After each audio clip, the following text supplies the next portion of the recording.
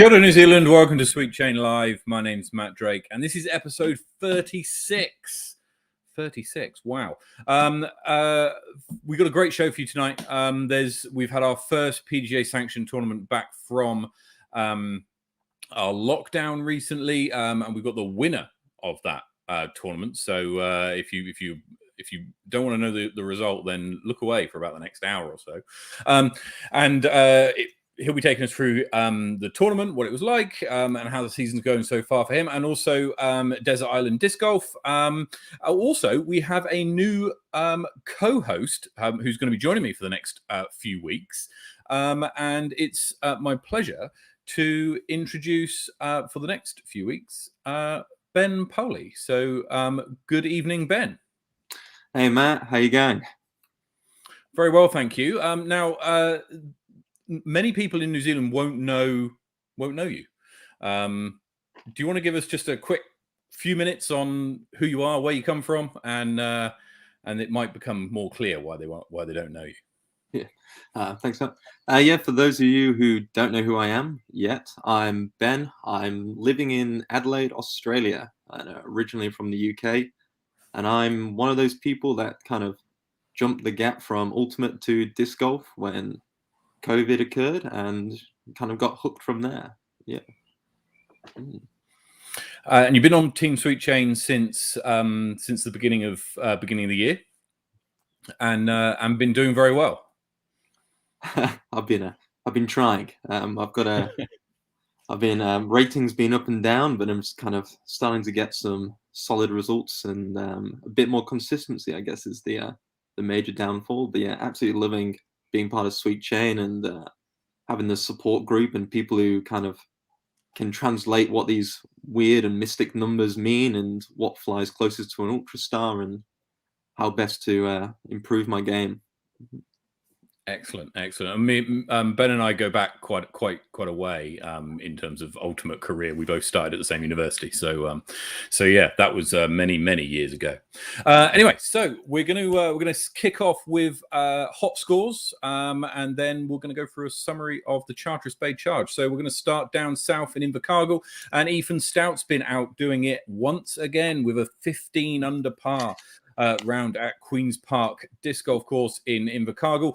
In Chingford, it's a 5-way tie for the top. So on Neg 6, you've got Jack Maffey, Quinn, Cameron Mackey, Tom McKay, and Jake Brennan all tying for the lead this week.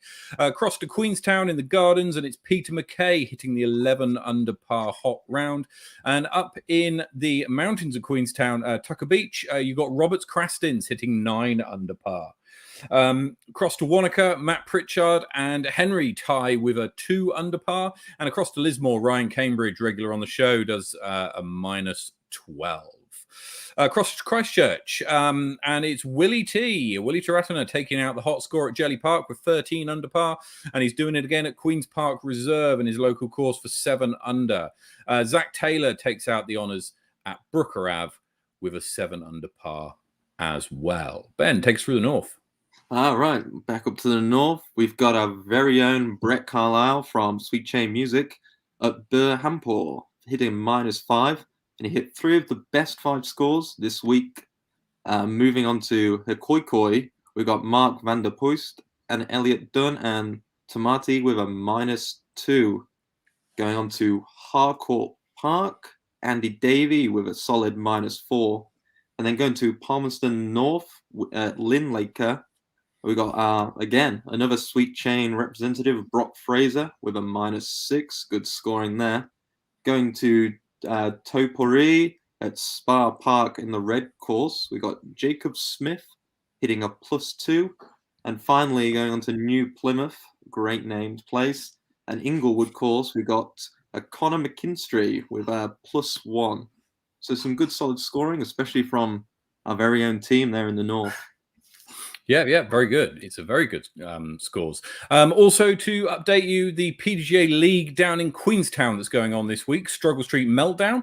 Hemi Teafitu takes out this week's honours with a 958 rated 10 under par. So very well done. He beats Chris Dixon by a stroke, and Kyle Jolly by 4 strokes for a -6. Now we've got a quick summary from the Charteris Bay Charge. Now I've got a bit of a summary. This has been written for me by one of the event organisers. I'll let you guess which one of the event organisers it was. But there are spoilers ahead, and the person who gave this to me did say that coverage will be about 3 or 4 weeks away, as I'm on holiday this week and we'll be playing the Fling next weekend. So you can probably guess who has got this. So let's get into it. So the Charteris Bay Charge, sponsored by Signature Homes, fantastic weekend of challenging disc golf. Strong field of 25 MPO players attacked the course and proved it was a little bit more difficult than it initially appeared. Additionally, there were 20 advanced, 17 intermediate, 11 AM Masters 40 plus, 3 women and 3 junior players. So some stacked divisions there. The weather was almost perfect with blue skies, light winds for the first round. That's exactly what you want when you're going out, especially on a pop-up course where you may not know your way around. Going into the tournament, co-organizer and co-course designer Chris expected 5 to 7 under par would be a strong first round score, and that proved to be the case as Christchurch local Jasper Vandermeer was leading into the lunch break with an impressive bogey-free 7 under par. Completing the lead card was Ashton Clark on 4 under, and tournament favourite Johnny Ferrari tied with Wellington's Mitch Hudson at 3 under par.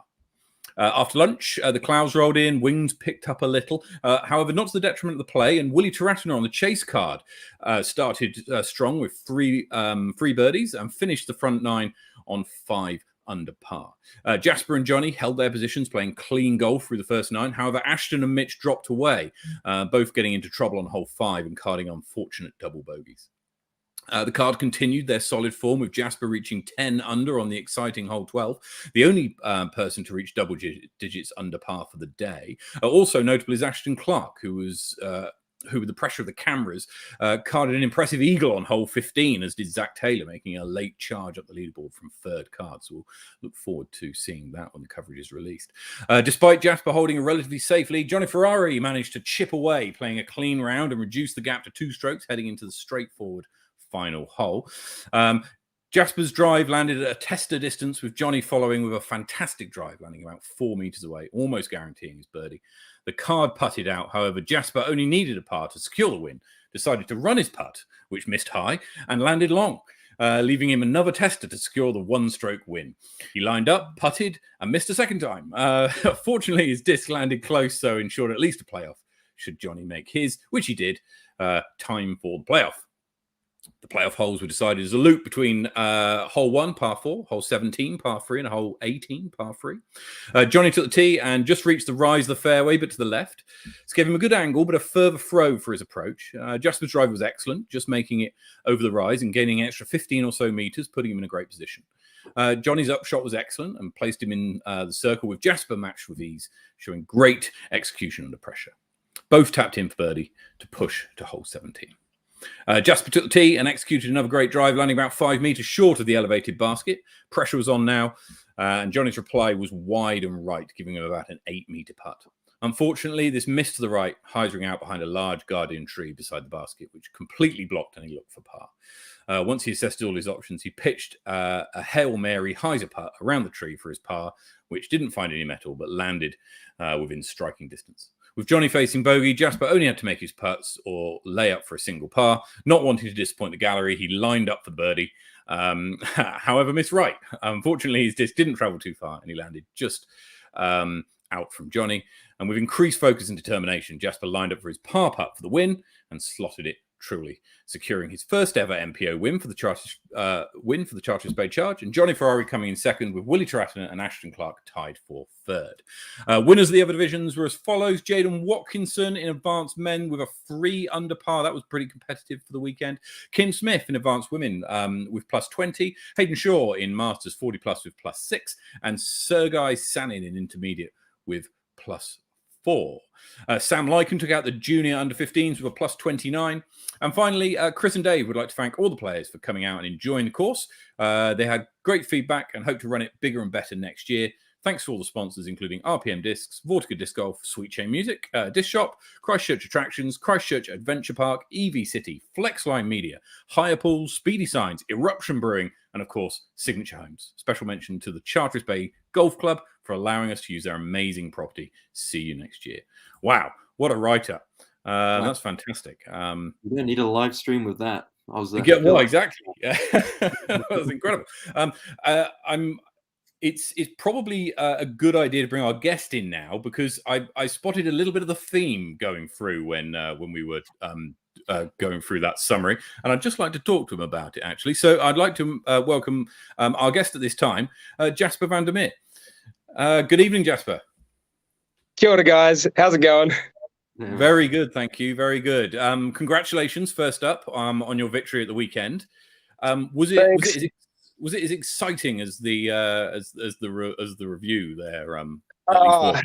When you were telling the story, my heart was still pounding. Yeah, it wasn't that exciting. Yeah, sure.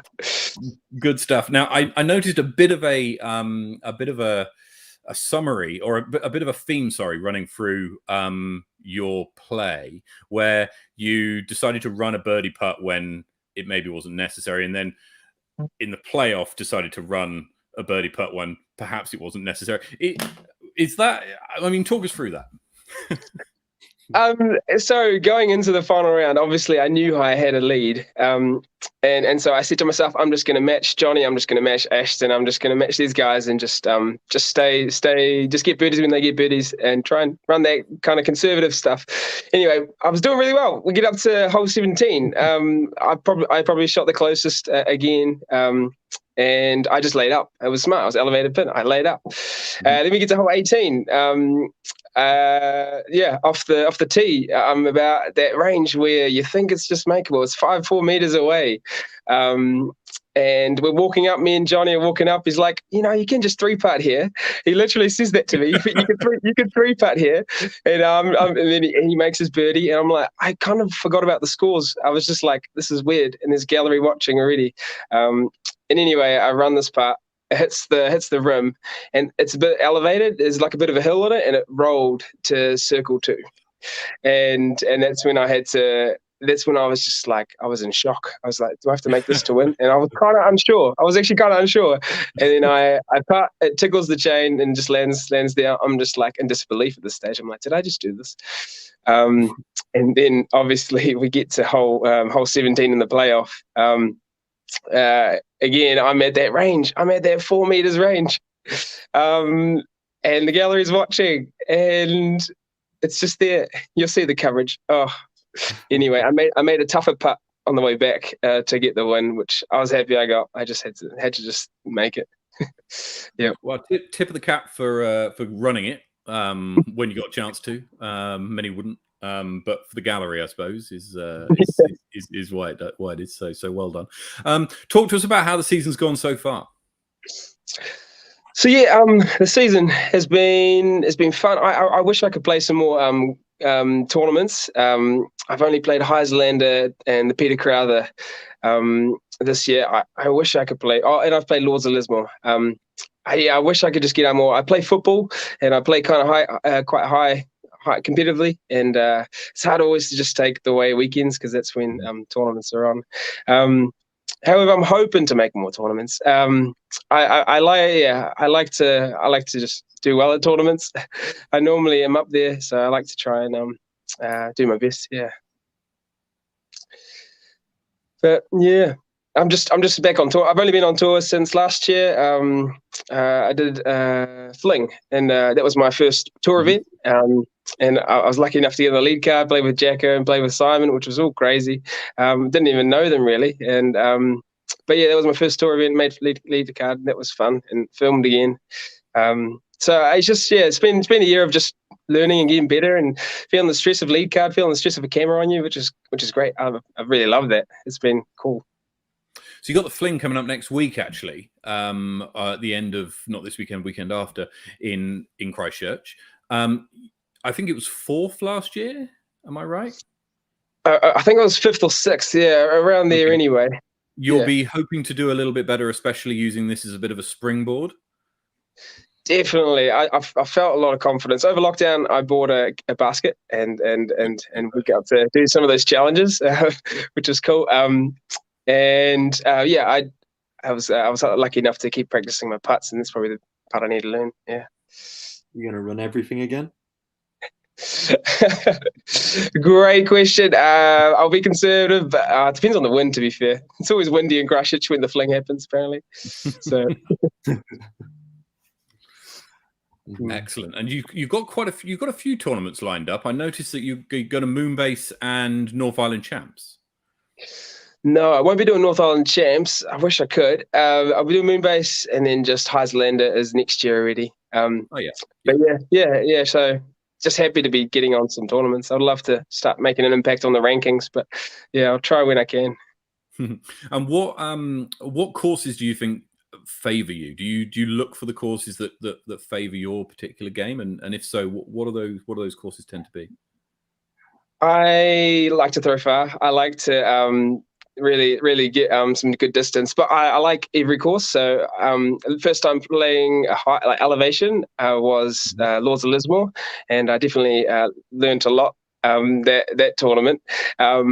And that really helped me just springboard into Charteris, because Charteris had a lot of elevation. It was a beautiful golf course. Like, it's first time playing on a golf course. It was great. So learning how to play elevation, I just like learning. I like challenging myself so I can play on everything. But yeah, I definitely like to crush. And so anytime I get to throw it hard, get my destroyer out there. Yeah. Yeah, and then I guess that's what the golf course is. When you get to play on a ball golf course, that's what you're going to get. Hey, so yeah, good stuff. Excellent. And so what do you find that actually we'll go into that slightly later on, actually, because we're going to go into Desert Island disc golf shortly. What are your goals for kind of your disc golf career? You mentioned that you played football as well, so you trying to juggle the two. What's your kind of goals for disc golf for you? Great question. I guess I am on kind of the back side of my football stuff. I've always been part of team sports, and it's been kind of cool finding a sport where I'm just myself. Disc golf is just me, and so it was nice on the weekend just to be able to say, "Oh, I won this for myself. I didn't win it with a team," which is cool to kind of say. But I guess I just want to keep trying to get better and better. I would love to be 1,000 rated. That's probably the ultimate goal. Yeah, you got to reach high to try and get there. So yeah, that'll be the ultimate goal, is to keep being consistent up that way. I think consistency is probably one of my strengths. I like to be consistent everywhere, and so yeah. Well, look, if you can be consistent, you can throw far, and you run putts, then you're probably not going to be too far away from doing very well.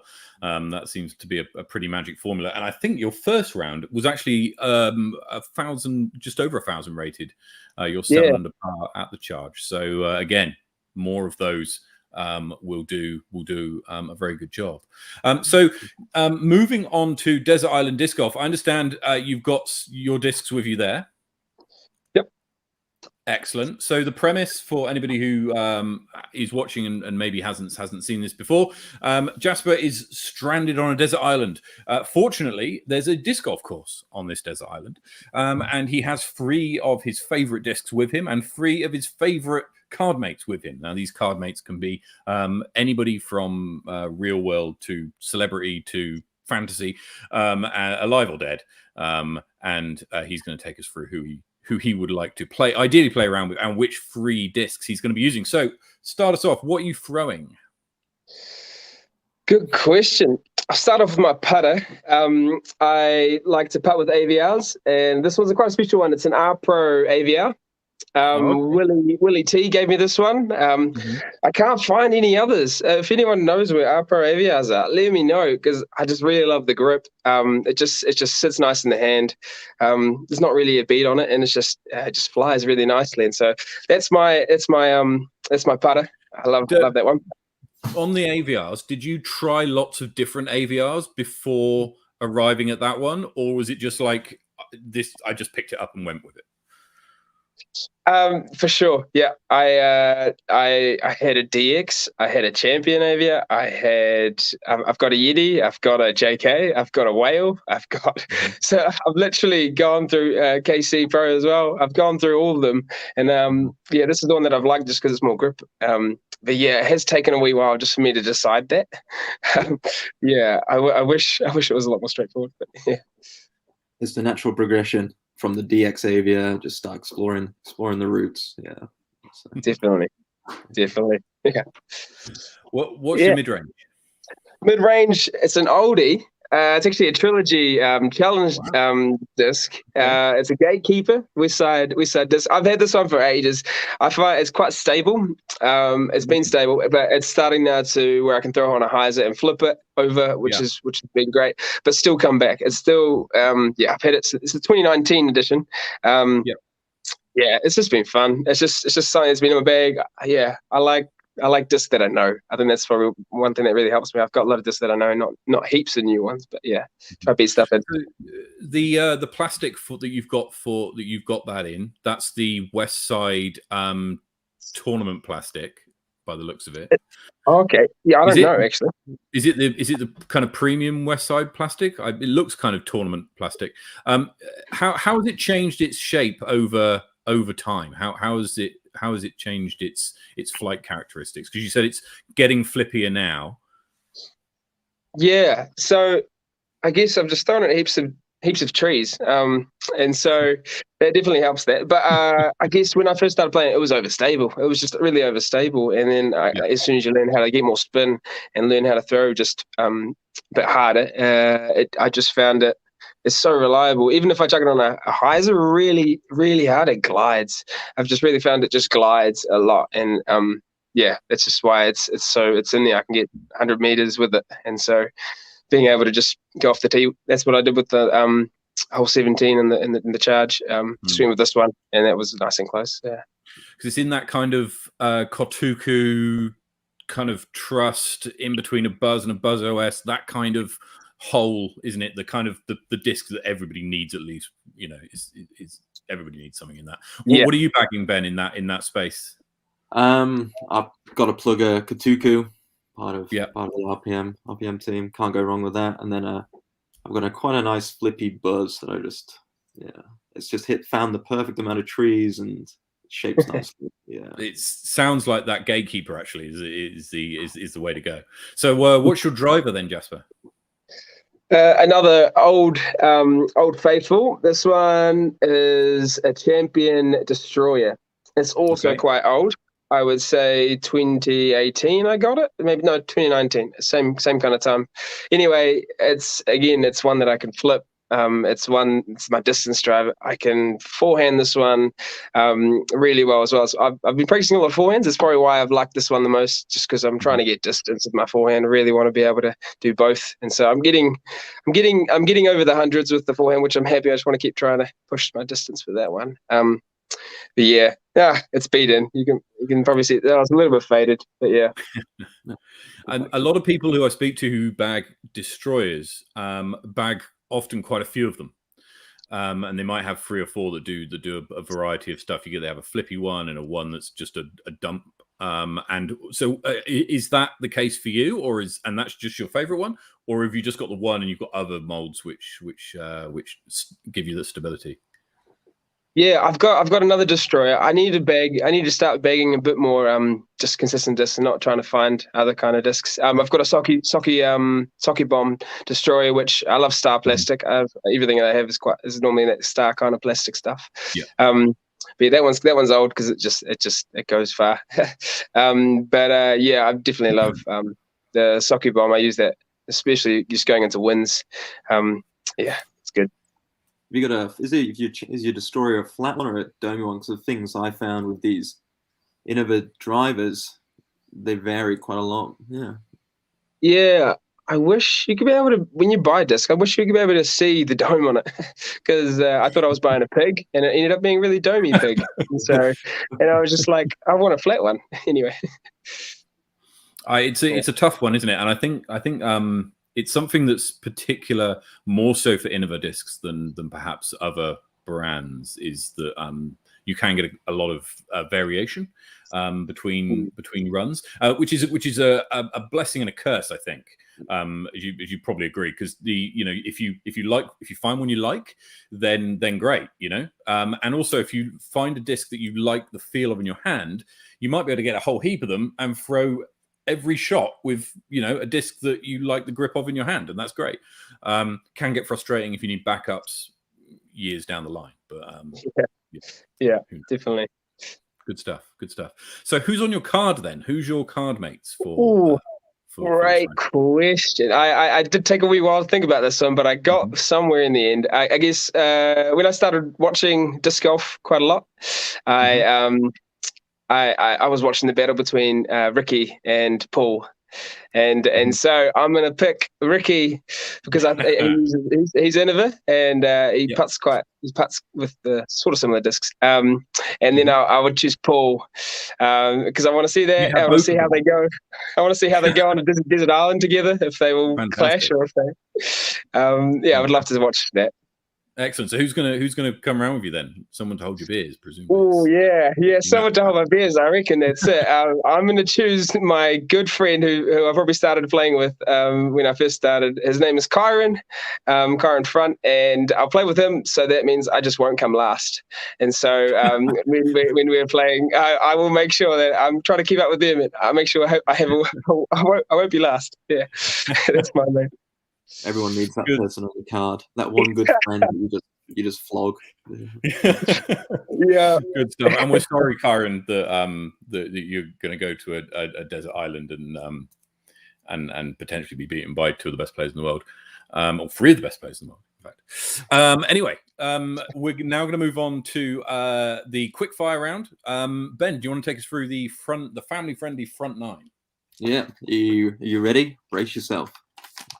I just took a big water. Yep. Okay. What's your name? Jasper. Place of birth? Meer in the Netherlands. Oh, very nice. Where do you live now? In Otatahi, Christchurch. Oh, beautiful. PDGA number? 159512. I'll trust you with that one. Years playing? Recreationally for 4 years, competitively for 1 year. Oh, nice. Your favorite disc? Oh shucks. We'll go destroy. Strong. Favorite course? Charteris Bay, even though it's not permanent. No. Your favorite MPO player? Paul Macbeth. And your favorite FPO player? Kristen Tatar. Stay European. Yeah. Very good. Okay, on to the Safari back nine. This is a this or that, so quick fire, no thinking. What are your answers? So, question number one: putt or drive? Drive. Morning or afternoon? Morning. Stroke play or match play? Match play. Queen's Park or Brooker Ave? Brooker. Fling or charge? Ooh, fling. Amsterdam or Rotterdam? Rotterdam. Belgium or France? Or France. Cruyff or Van Basten? Cruyff. Run or lay up? Oh no, lay up. Oh. Not sure you would have given that answer prior to I gotta learn. The answer was a flare answer, except for that last one. Yeah. Good stuff. Jasper, thanks so much for coming on the show today. It's been great fun having you on. And very best of luck for the rest of this season. And we'll be wishing you well down in Moonbase. Congratulations on the victory. We look forward very much to seeing the coverage when it arrives in a few weeks' time. Awesome. Thanks so much for having me. I love what you guys do. It's been so good just chilling on a Thursday, watching you guys, watching New Zealand disc golf just grow, which has been great. And so keep it up. I love it. And hope to see you guys again soon. That's very kind. See you soon, Jasper. Catch you later. Cheers. Excellent, and a fantastic competitor there, Jasper. I played in the same tournament as him, Peter Crowther in Christchurch, and he was very competitive when I was watching those cards go through. Now, Ben, what have you got for us this week? So this week it's kind of bouncing off what Jasper was saying about match play, he seems to be quite a fast, high-thrilled kind of player. So going off that, and with the discussion of the Olympic Games being kind of relevant, I was kind of thinking this week that what is the best chance for disc golf to make the Olympic Games? And going off that, you need to be able to attract a massive crowd, people from outside the sport, less purists, shall we say. So I was thinking, match play, are we going to be seeing more of this? Is that going to be attracting more sponsors due to the high intensity nature of it? And is it going to become, say, the 2020 of disc golf, where 2020 gets people out in their crowds there for more of a short time than the test game, who maybe don't appreciate intricacies and longer tournament play, but are there for like exciting holes, your island holes, your short tree lines, and and kind of put-offs, so to say. So for the Olympic Games, could you formulate something where each country gets allocated spots, and then you go into the martial arts style of straight into knockouts of seeded, and you have a different ranking system of match play ranking versus a tournament ranking, similar to what they have in ODIs and test matches? I think it's an interesting point. It's an interesting point. Actually, one that I've not heard kind of discussed in that way. In the Pro Tour, match play seems to be this kind of one-off event, run kind of once a year, and is not seen as a kind of an alternative format of the game in the way that 2020 is seen as an alternative format of the game in cricket. Don't get me wrong, I love a test match. I really do. Give me 5 days of strategy, and that's fantastic. I love that. And I think it's a fair point. Would more crowds be attracted to a shorter kind of version of the sport? I don't know if we're there yet. I'm not sure we're mature enough as a sport on the whole to kind of say that. But yeah, I mean, option, because you get if we're going to compare our sport to the stick golf sport, which is you've got the Ryder Cup, and loads of people come out of the woodwork for Ryder Cup compositions, but will never watch a major. Yeah. So you get, and is that the way to compete with America and kind of push it to that next level? Let's say Olympics isn't a desired spot for disc golf.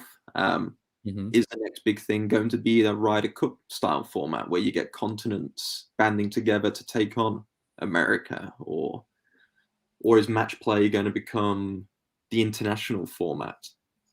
Yeah, I think there could be room for both, and I think if you're going to start pushing out onto more mainstream, let's say, so coming from an Ultimate background, Ultimate has benefited from Sports Center highlights because there's these big plays, and AUDL is for those people who don't know, is a more, let's say, it's more geared, and the rules are more aligned to make it more risky and more high play. If you've got match play, are we going to see a Conrad James moment more often? And is that's going to keep promoting the sport onto a Sports Center highlight reel? Quite possibly, and yet for people who are unsure, the AUDL makes a few changes to the Ultimate game. It makes the field wider, giving people more space, and it also allows double plays on the handler, which makes space downfield by allowing that play to happen. So, which encourages the big shot, encourages the big throw, and as most players who play in that division have got 120 meters with an Ultra Star every day, irrelevant of the weather, then it happens a lot.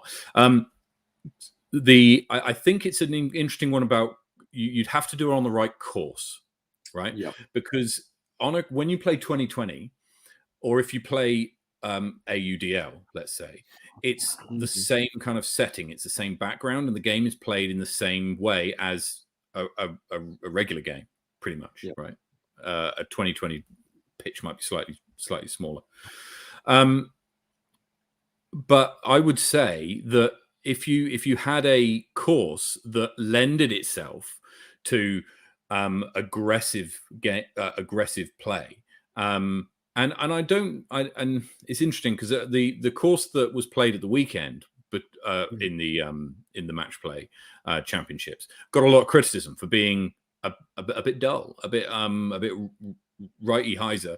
And that was it really, and there wasn't really anything much to do. And you saw that with Eagle laying up, well, parking that 700-foot air shot, which was just insane. If you haven't seen it, go and have a look at that. That's ludicrous.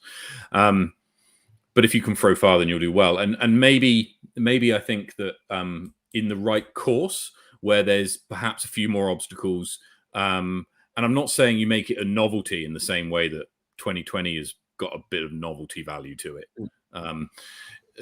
then I think it could work. It could work. There could be some success there. I think it'll be interesting. Certainly in New Zealand, you'll have to tell us what the Australian scene is like for this. But in New Zealand, there's a match play championships every year, held in typically about December time.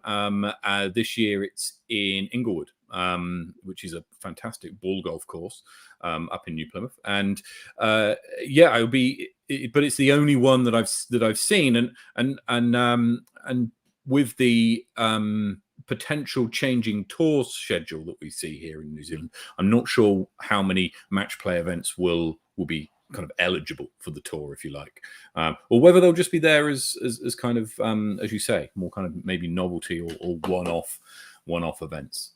It would be interesting. But I quite like that idea of match play being the 2020 foil, if you like, for the longer version test match, if you like, format of the sport. So Morgan's comment to say Battle for the Crown is match play. Be good to see some more intercity battles. Totally agree, Morgan. I totally agree. I think as New Zealand disc golf there are some good geo clubs in New Zealand, and I'd love to see some team match play going on. I think that would be really interesting, actually. That would be really interesting.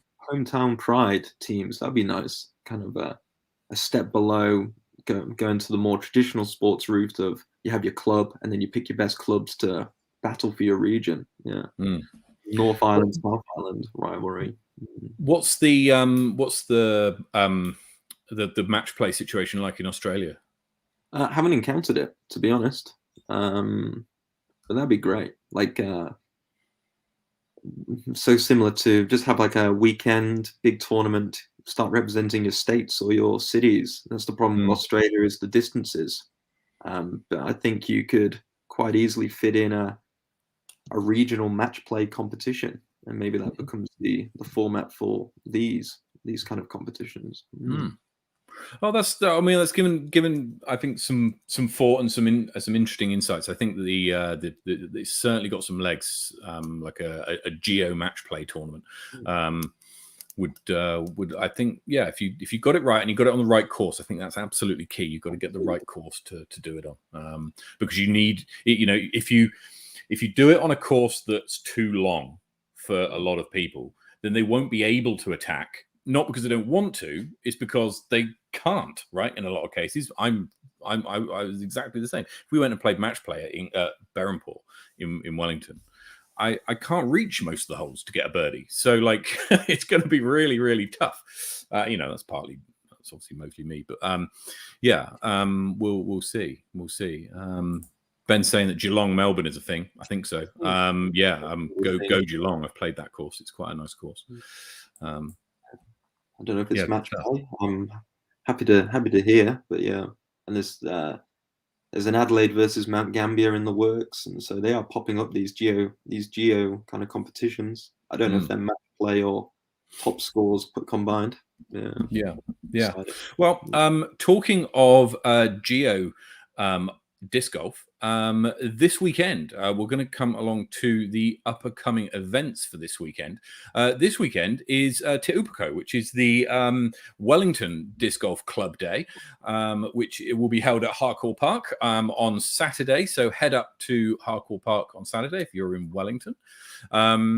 And if you're not in Wellington, then you can go to Nelson to play in the Armageddon Disc Golf Festival. If you're not in Nelson, you can go to Christchurch and play in the Trilogy Challenge, perhaps, if there's space. I'm not sure there's space in that one. I should probably sort out. But also to let you know that there's 2 leagues starting this week. So the Berhampore 200 opening week is this Sunday. So that's 10 rounds of 20 holes at Berhampore, spread over 10 weeks. And then there's a King of the Hill and Queen of the Hill, presumably, championship at the end near Christmas time. As we said earlier, we got the Fling on the first weekend in October and Hosker in Wellington if you're around in the capital that weekend. Fortnight after that is Moonbase 7 in Twizel. And then a fortnight after that is North Island Champs up in Auckland, pending alert levels, obviously. And it's after that that the midweek Wellington midweek Spring League starts at Harcourt Park. So if you want to get up for that, then I would advise it. You'll get a few weeks in, probably 3 weeks in, to practice before Fault Line Fury is on the 20th and 21st of November, and a bunch of other events that we have coming up for the rest of the year. Ben, thank you for joining me tonight. Is there anybody you'd like to shout out for this evening? No, thanks for having me, Matt. It's been an absolute pleasure. Shout out to my supporters in the comments. Apparently I said Comrade James, but for those of you who aren't in the know, that's the Eastern European cousin of James Comrade, who also threw it in from a million miles. Shout out to Matt Hill, Rob Andrews, and all the Adelaide crew supporting me on in your own special way. Yeah. Excellent, good stuff. Okay, Ben, have a lovely week, and you're going to be with us for the next couple of weeks, eh? So we'll get to know you a little bit more then, and we'll have some more hot takes and some special guests as well, hopefully as well. So we shall see you next week. Have a great weekend playing disc golf wherever you are. Hopefully in either Wellington, Nelson, Christchurch, or somewhere else. Have a lovely weekend. See you all later. Take care. Bye.